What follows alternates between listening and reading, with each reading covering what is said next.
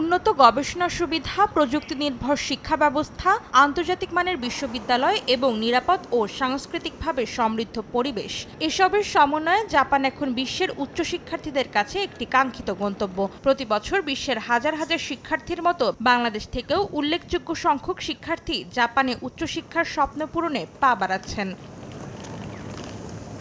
আবার এমন অনেক শিক্ষার্থী আছেন যারা জাপানে উচ্চশিক্ষার জন্য যেতে ইচ্ছুক, তবে জানেন না সঠিক তথ্য।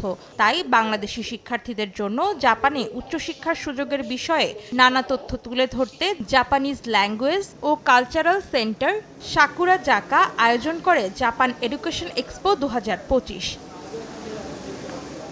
বৃহস্পতিবার রাজধানীর ধানমন্ডির মাইডাস কনভেনশন হলে আয়োজিত এই এক্সপোতে অংশ নেয় জাপানের বেশ কয়েকটি স্কুল, কলেজ ও বিশ্ববিদ্যালয়। সেখানে প্রতিনিধিদের সঙ্গে সরাসরি সাক্ষাতের মাধ্যমে স্কলারশিপ প্রাপ্তি, চাকরির সুযোগ সহ নানা বিষয়ে জানার সুযোগ পায় শিক্ষার্থীরা।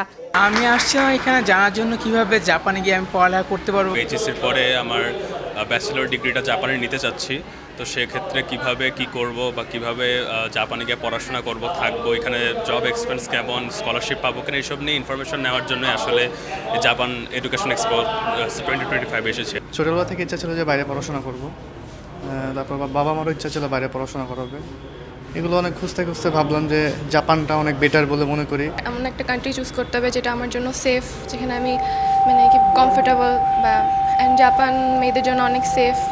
আয়োজকরা জানান, জাপানে যেতে ইচ্ছুক শিক্ষার্থীদের কৌতূহল মেটাতে এবং তাদের জন্য উচ্চশিক্ষার সুযোগ আরও সহজ করে দিতেই এই আয়োজন। পড়াশোনার পাশাপাশি যারা উন্নত জীবনের চিন্তাভাবনা করতেছে, জাপানে বাংলাদেশের জন্য একটা বিশাল মার্কেট আছে।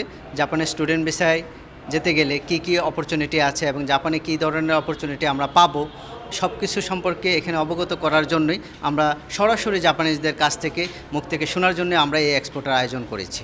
অনুষ্ঠানে প্রধান অতিথি হিসেবে উপস্থিত ছিলেন মতিঝিল আইডল স্কুল অ্যান্ড কলেজের সভাপতি SM জহুরুল ইসলাম। এ সময় এক্সপোতে উপস্থিত সব অতিথিদের ফুল ও স্মারক দিয়ে বরণ করে নেওয়া হয়।